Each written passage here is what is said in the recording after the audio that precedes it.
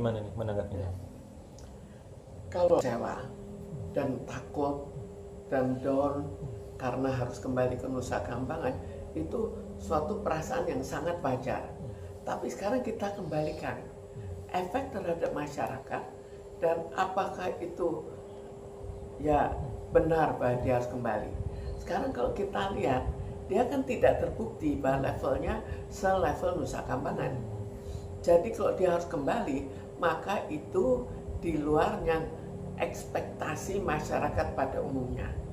Sekarang kalau kita kembalikan, kira-kira kenapa itu? Kira-kira yang diduga adalah kemungkinan bahwa dia membongkar.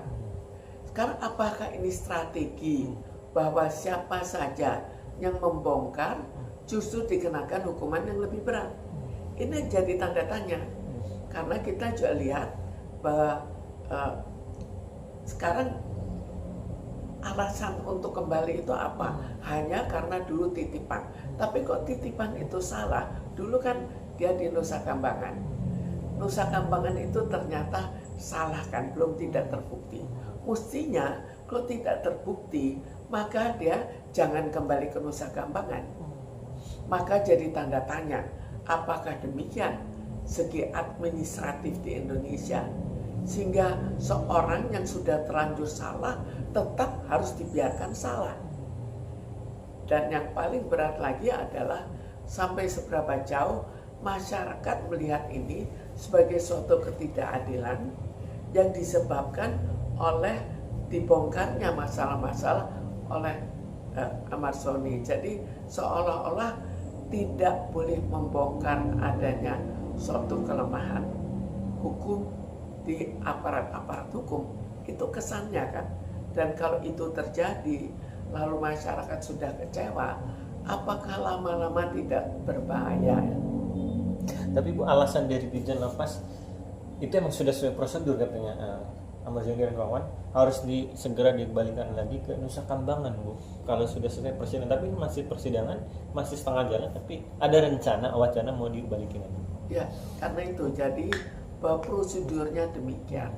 Tapi prosedur itu yang dipersoalkan. Apakah itu wajar? Jadi sekali membuat kesalahan, tetap kesalahan itu dijalankan. Sama seperti misalnya seseorang yang akhirnya harus dipenjara seumur hidup, akhirnya terbukti bahwa kesalahannya bukan dirinya, apakah dia tetap harus menjalani? Jadi terkesan suatu yang terlalu semena-mena. Jadi benar kata Om Muhammad, dan dia bilang menyatakan saya bukan penjahat besar yang harus dipindahkan ke Nusa Kambangan. Dan pengacara juga bilang Ahmad Zoni hanya seorang pengguna atau pemakai narkoba. Kenapa harus digabungkan oleh orang-orang yang penjahat kelas kakap yang ada di Nusa Kambangan? Harusnya kan direhabilitasi seorang pengguna dan pemakai narkoba. Jadi bahwa dikirimkan Nusa Kambangan itu kan suatu kesalahan. Jadi dalam proses itu terbukti kesalahan. Tapi kenapa kesalahan itu kok dibiarkan dan diperkuat sehingga Ahmad Soni harus kembali? Ini yang jadi tanda tanya. Sampai seberapa jauh? Apakah itu adil? Karena kalau ketidakadilan tetap berjalan, lama-lama kan masyarakat juga berontak lama-lama. Bu, sampai sebegitunya Ahmad Zoni ibaratnya mendengar kata Nusa Kambangan, berarti dia benar-benar kena mental, Bu.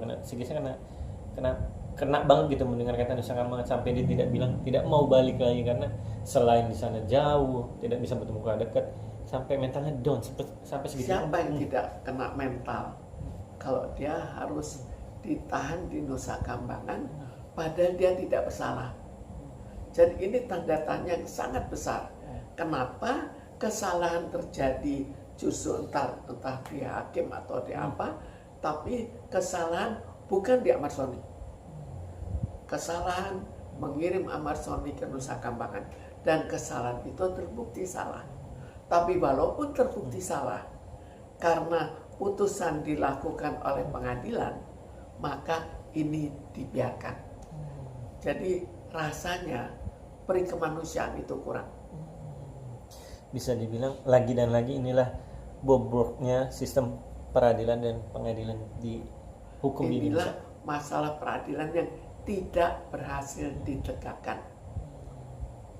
Bu, kalaupun ya Amazoni nanti tetap akan dipindahkan ke Nusa Kambangan karena sesuai prosedur ya, dari Dirjen Lapas bilang awalnya juga saat dia sidang online dan jadi offline itu dia juga bilang tuh humas dari Dirjen Lapas akan balikan lagi. Apa yang harus dilakukan oleh Amazoni, Bu, kalau misalnya benar-benar sudah baik lagi, biar dia tidak down, biar dia tidak stres di sana? Kalau sudah hukum semena-mena, mau bagaimana lagi? Jadi tinggal sampai seberapa jauh pejabat-pejabat berniat untuk menegakkan kembali hukum dan bukan membiarkan bahwa kekuasaan berada di ahli-ahli hukum, bukan di kebenaran.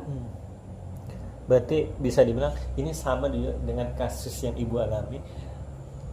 Inilah bobroknya peradilan di hukum Indonesia. Memang inilah bobroknya, dan siapa yang berani membongkar bobroknya mungkin akan kena hukuman karena oleh sesama sesama orang-orang dalam bidang hukum, seperti yang terjadi pada Amazoni. Kenapa tidak salah kok dikembalikan?